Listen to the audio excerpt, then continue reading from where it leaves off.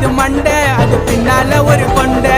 நல்லா இருக்குடான்னு நீ கேளுடா உன் ஃப்ரெண்ட. நீங்க கொலா பேண்ட் கேஸு, நாங்க அப்படி இல்ல பாசு. நீ யாரோ அண்ணா கேளு, நாங்க ட்ரெண்டிங்கில மாசு. நீ டிக்டாக் லூசு, உனக்கு வெண்டக்கா பேசு.